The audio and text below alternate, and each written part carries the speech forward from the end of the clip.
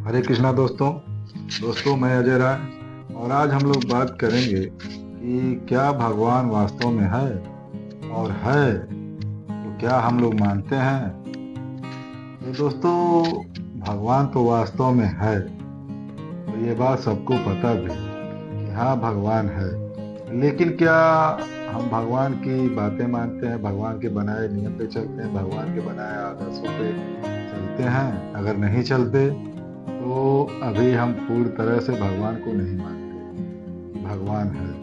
और अगर भगवान है तो भगवान सब जगह है, हर जगह है, कण कण में है, और यही मानना पूर्ण विश्वास होता है। लेकिन दोस्तों, कहीं ना कहीं हम लोग ऐसा सोचते हैं कि हम लोग धाम में जाते हैं तो वहाँ पे अपने मन को एकदम शुद्ध कर लेते हैं कुछ समय के लिए, और अपने अंदर कोई भी वैसी गलत भावना नहीं आने देते। लेकिन दोस्तों, वहाँ से लौटने के बाद हम पुनः अपने वही क्रिया में उतर आते हैं, पाप प्रवृत्ति में उतर आते हैं, गलत सोचने लगते हैं, गलत क्रिया करने लगते हैं। तो दोस्तों, उस धाम का आखिर क्या फल हुआ? उस धाम को जाने का क्या फल हुआ कि वहाँ पे जाने के बाद भी अगर आपका मन परिवर्तित नहीं हो रहा है तो उस धाम के जाने का क्या फायदा। और कुछ लोग तो दोस्तों ऐसा भी सोचते हैं कि हम धाम गए थे तो हम कुछ थोड़ा बहुत छोटा मोटा पाप भी कर लेंगे तो उससे कुछ नहीं होगा। हम धाम से होके आए हैं, हमारा अगर पाप हम कर भी रहे हैं तो हमारे ये धाम करने के पुण्य में कट जाएगा, उससे हम पर कोई प्रभाव नहीं पड़ेगा। तो दोस्तों, ये बिल्कुल गलत है।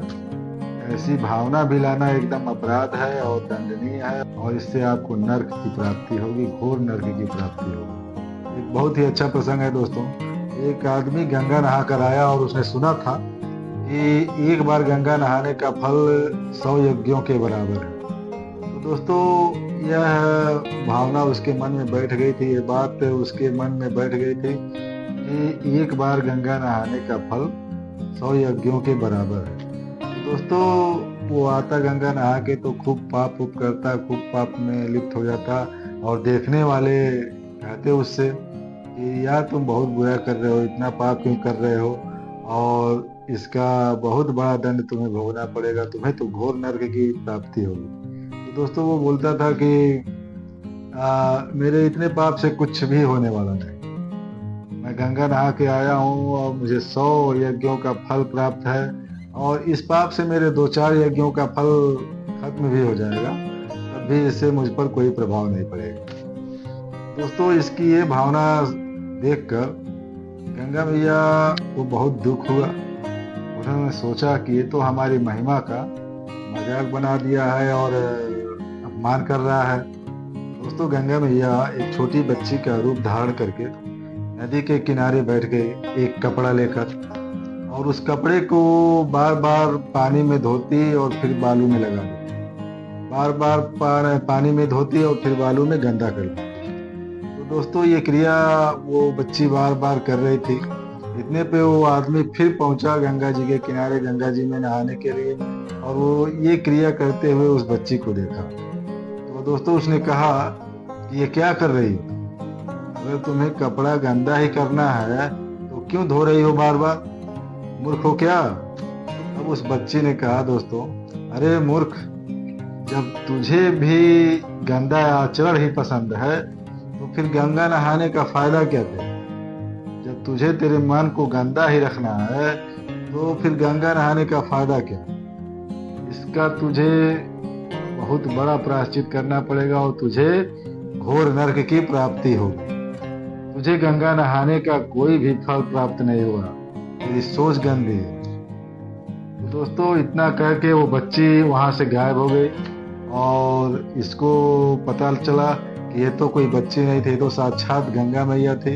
इसे बहुत ही ग्लानि हुई अपने कर्म पर, और ये सोचा कि ये तो बात बिल्कुल सही है, अब मैं प्रायश्चित कैसे करूं। तो दोस्तों, ये गलतफहमी अंदर से निकाल लेना चाहिए हर मनुष्य को कि हम कोई पुण्य कर रहे हैं तो उसकी आड़ में हम पाप भी कर सकते हैं, हमारे पाप क्षमा हो सकते हैं। दोस्तों, ये बिल्कुल गलत है, ये सोचना भी बिल्कुल गलत है, ये सोचना भी अपराध है, और ऐसा सोच के कोई भी पाप कर्म ना करें। और पाप करने की जरूरत ही क्या है दोस्तों? पाप कर्म करने का जरूरत ही क्या? जब भगवान ने हमको अच्छा शरीर दिया है अच्छे काम करने के लिए, पुण्य करने के लिए, तो इससे जितना पुण्य हो सके पुण्य करें। मनुष्य हैं तो पुण्य करें, राक्षस तो है नहीं पाप करने करेंगे। पाप करने के लिए यहाँ इस धरती पे आए हैं। तो दोस्तों, अधिक से अधिक पुण्य कमाएं, जिसका आप पहुंचने के बाद, भगवान के पास पहुंचने के बाद वहां पे उनसे आंख मिलाकर बात कर सकें और उनके प्रश्नों का जवाब दे सकें। जानबूझकर किया हुआ पाप कभी क्षमा नहीं होता है। चाहे आप कितने भी धाम कर लें और कितने भी गंगा नहा लें, उसका कोई भी फल प्राप्त नहीं होगा। आपको किसी भी धाम का फल प्राप्त नहीं होगा, किसी भी गंगा नहाने का फल प्राप्त नहीं होगा, अगर आपके विचार गंदे हैं, आपकी सोच गंदी है। तो दोस्तों, इसका कोई फल नहीं प्राप्त होगा और उल्टा ही आप पर और पाप चढ़ जाएगा। गए थे पाप धोने और पता चला कि एक और पाप करा है। तो दोस्तों, ऐसा बिल्कुल ना करें और खूब धर्म करें, खूब पुण्य करें। और पुण्य करने के लिए शरीर मिला है और अपने जीवन को सार्थक बनाएं। मिलते हैं अगले वीडियो में। हरे कृष्णा।